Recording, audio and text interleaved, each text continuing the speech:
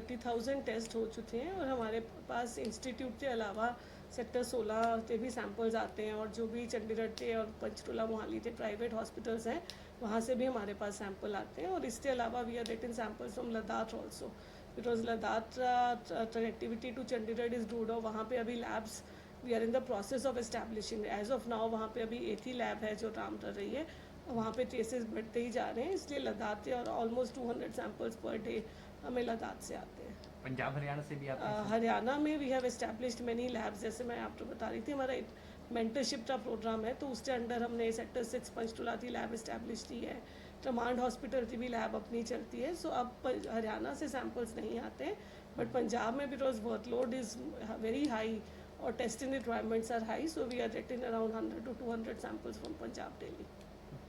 कितने टेस्ट हो पाते हैं रोजाना अगर टोटल की बात? डेली हमने अपनी अपर सीलिंग जो है अराउंड 600 to 700 सैंपल्स रखी हुई है और इसके बीच में जो डेली टेस्ट आते हैं they are reported the same day और the next day within 24 hours usually हमारी मेजॉरिटी रिपोर्ट। टेस्ट के लिए मैम बात की जा रही थी एंटीजन और आरटीसीआर, इसमें क्या डिफरेंस है और क्या यूज़ किया जा रहा है? सो अभी तक जो गोल्ड स्टैंडर्ड माना जाता है इसमें डायग्नोसिस के लिए that is real time PCR, but क्योंकि रियल टाइम पीसीआर जो है ये 6 से 8 घंटे का टेस्ट है और मरीजों को कई बार लगता है कि हमें जल्द से जल्द अपनी रिपोर्ट पता चल जाए, सो अब तो एंटीजन डिटेक्शन भी मार्केट में आ गया है, बट अभी इंडिया में एक ही कंपनी का किट है जो बिक रहा है।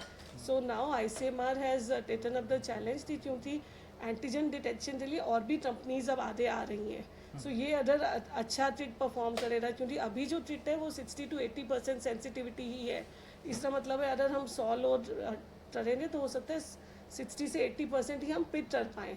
सो देर इज़ रिक्वायरमेंट कि और अच्छे किट्स भी मार्केट में आ जाएँ जिनकी सेंसिटिविटी हायर हो। सो उसके लिए आईसीएमआर ने हमें एक एंटीजन वैलिडेशन सेंटर बनाया गया है and we have received kits from some companies which are presently under validation. Validation का मतलब है कि हम पॉजिटिव और नेगेटिव सैंपल्स जो है दोनों में उसकी जांच करके देखेंगे कि वो आरटीपीसीआर के कंपैरिजन में कैसे परफॉर्म करेगा।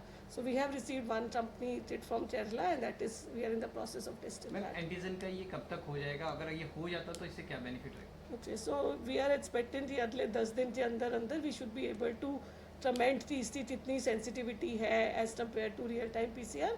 और इसका मेन एडवांटेज होता कि ये सैंपल कलेक्शन जो है वो सेम सैंपल लेना है जो रियल टाइम पीसीआर के लिए लेते हैं और जो इसके लिए जो हम नेसोफेरेंजियल सैंपल बोलते हैं, और उसके बाद ये रिजल्ट्स जो है ये आपके पास आधे घंटे के अंदर अंदर ही अवेलेबल हो जाएंगे।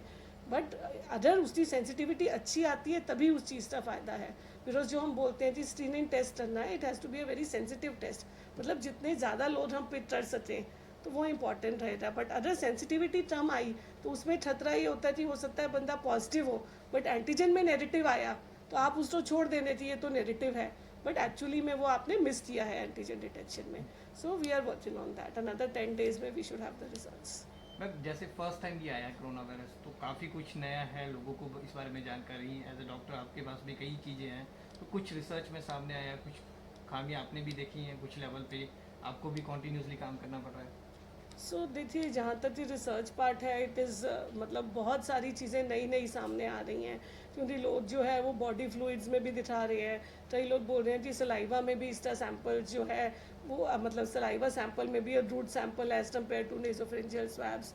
तो हम भी उस लाइन पे काम कर रहे हैं और जो स्ट्रेन वेरिएशन है उसके लिए भी research studies are on, but right now क्योंकि we are really burdened up with diagnostics और there are some other things, जैसे मैंने है हमारा जो है पीजीआई के लिए हमारा एक इम्पॉर्टेंट रोल है जो मेंटरशिप का रोल है, जिसमें हम ऑलरेडी स्टाफ की डेली ट्रेनिंग्स होती हैं, फैकल्टी भी आते हैं different areas of north India से, उनकी ट्रेनिंग्स कर रहे हैं, बिकॉज इस टाइम पे डायग्नोसिस और टेस्टिंग बढ़ाना is one of the important mandates of the government.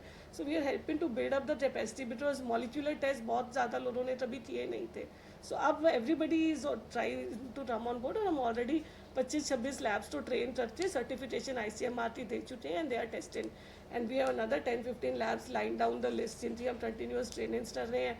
और इसके अलावा जैसे हम लोग किट वैलिडेशन सेंटर भी हैं जिसमें आईसीएमआर के किट्स हमारे पास आते हैं to check for the quality whether they fulfil the desired quality और नॉट। और इसके अलावा सिंस आपको पता है क्वालिटी एश्योरेंस का programme is very important, because जो रिपोर्टेड लैब से निकल के जा रही है क्या वो रिलायबल है या नहीं, बिकॉज जिसने भी सैंपल दिया है उसका दिल बैठा होता है कि वो रिपोर्ट पॉजिटिव आई थी या नहीं थी. So we are a quality assurance centre for the entire north India also. So there are other things which are right now more on our priority, but yes simultaneously जितना time मिलता है we are trying to work on the research part of it also. Ma'am जिस तरह से cases बढ़ रहे हैं, क्या देखा है कि लॉकडाउन बढ़ाना पड़ेगा, गवर्नमेंट को इस पर वर्क करना पड़ेगा क्योंकि केसेस बढ़ रहे हैं. देखिए केसेस बढ़ रहे हैं, बट आई स्टिल फील कि यू हैव टू हैव, क्योंकि केसेस बढ़ने में लोग जो है आप कम्युनिटी में निकल रहे हैं, मास्क अगर आपने आधे लोगों का देखा होता तो वो गले पे लटक रहा होता है. सो जो religious masking practices and social distancing, because I think we have to learn to live with Covid, because जितना ज़्यादा लॉकडाउन बढ़ाएंगे उसका भी yes it will have some benefit, but कितनी देर तक आप लॉकडाउन भी रख सकते हो. तो I still believe with the social distancing, religious masking, hand hygiene जो अभी तक लोग सिखाते रहते थे कि बीमारियां कम होंगी.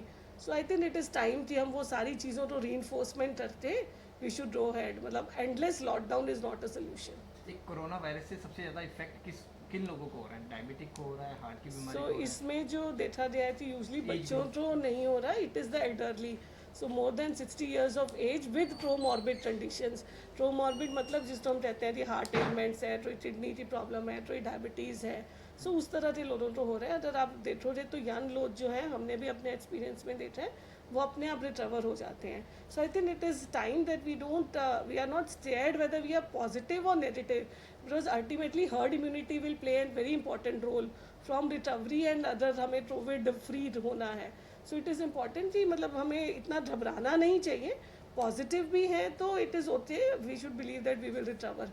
एल्डरली से हमें जो भी बंदा पॉजिटिव आता है उनको खतरा है, और just stay away from elderly, specially for the front line workers. अगर आप लोग घर पे जाते हैं और आपके घर में एल्डरली हैं तो बेटर है कि आप एक उनके साथ सोशल डिस्टेंसिंग और उनसे थोड़ा सा जो है केयरफुल रहिए. लास्ट क्वेश्चन कि चंडीगढ़ को आप किस स्टेज पे देखते हैं जिस तरह से केसेस आ रहे हैं? चंडीगढ़ ठीक है, अभी स्टेबल है, community transmission? I think it is मतलब Chandigarh is right now the cases are peaking up, but I feel कि जैसे दिल्ली में भी अब सिचुएशन स्टेबलाइज हो रही है. So I think once our population gets expose, जैसे हर्ड इम्यूनिटी का कॉन्सेप्ट है, थोड़ा सा और पॉजिटिविटी बढ़ेगी तो जैसे Delhi Mumbai have control, so maybe we would also control that. Thank you so much.